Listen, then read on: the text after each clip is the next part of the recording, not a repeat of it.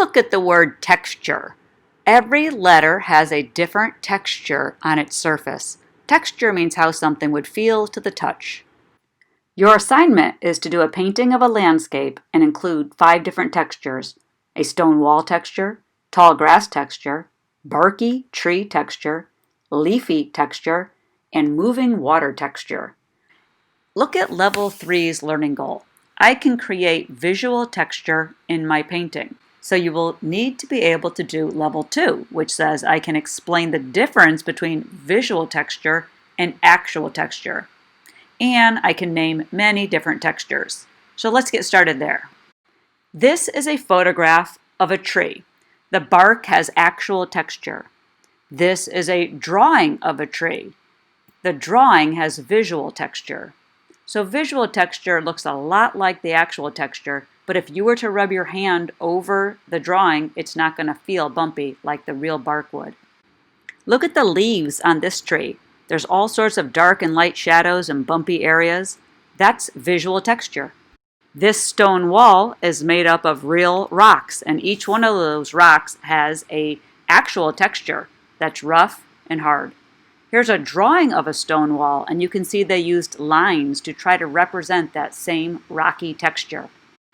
Water may be one of the most difficult things to draw or paint. The first picture shows 3 examples of actual water texture, and now the second picture is showing a painting of that same watery texture. Do you think this is a painting of grass or actual grass? How about this one? Let me show you some paintings done by 4th grade students who drew the texture of rocks, water, grass, trees, and leaves, and then used a watercolor wash to paint in the entire landscape. Your landscape must have a foreground, a middle ground, and a background. Let's begin. Always start with a pencil, and I'm drawing 3 ground lines: a foreground, a middle ground, and a background. You can see there's a river in the picture already. I'll start my tree right here in the center with a trunk, and then I'm splitting my trunk into 3 thinner branches. Each one of those branches is going to get divided in 2. Each one of those branches can also be divided into 2 thinner branches. Sometimes you can put 3 in, like right there. 2 is easier.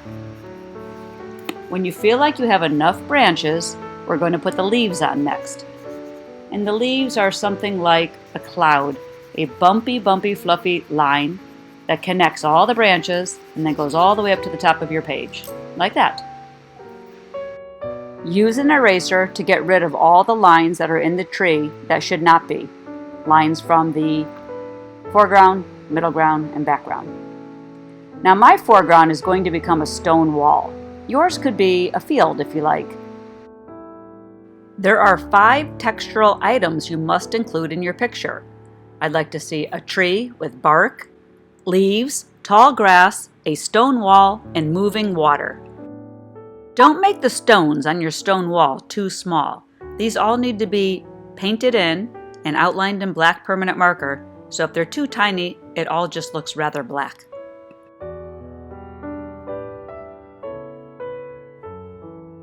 Next, I'm drawing in my tall grass. You need to have that in your picture also.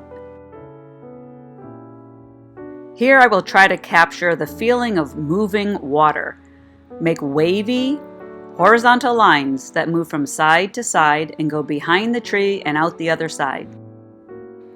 Watch how I create the visual texture of bark. It's a series of repeated lines, very similar to the water lines, but these are going vertically up and down in the direction of the tree. I even have a little knot in the middle. Use small curved lines to create the leaves. Repeat this all over the leafy top of the tree. This is a perfect place to stop for the end of part 1. Come back next week with this same picture for part 2. Welcome back! You are now at part 2, where we will be using watercolor paint and permanent black marker to finish our project. Here I'm adding a little bit of a shadow to the sides of my rocks to make my stone wall look three-dimensional.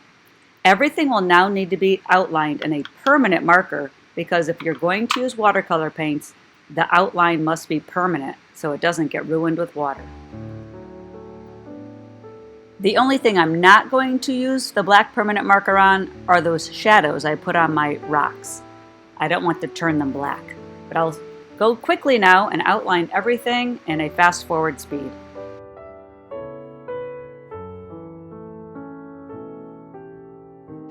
It's now time to paint. We're going to be using watercolor paints, which are hard and dry, and we need to wet them with a little bit of water.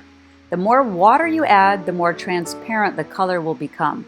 So when I'm doing my stones, I don't want them black. I want them to be a light gray.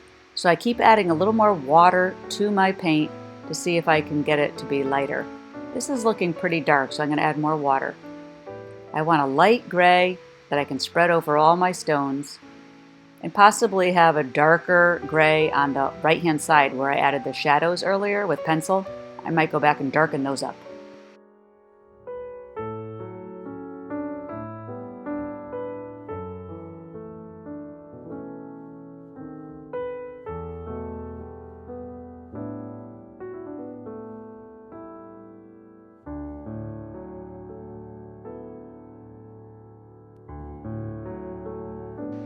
Now I'm making a brown watercolor wash for the tree. A wash means I can put it on top of my marker and the marker will still show through. So I need to make sure it's nice and watery and I can control it with the tip of my paintbrush and stay inside those small thin branches.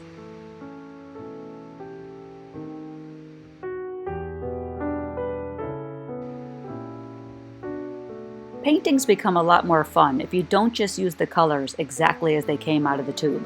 So instead of putting just green on my leaves, I'm going to mix some yellow with my green, and I'm going to mix some blue with my green, and see all the variations on green I can create. Keep it a wash so you can see all the textures. This whole project is about texture.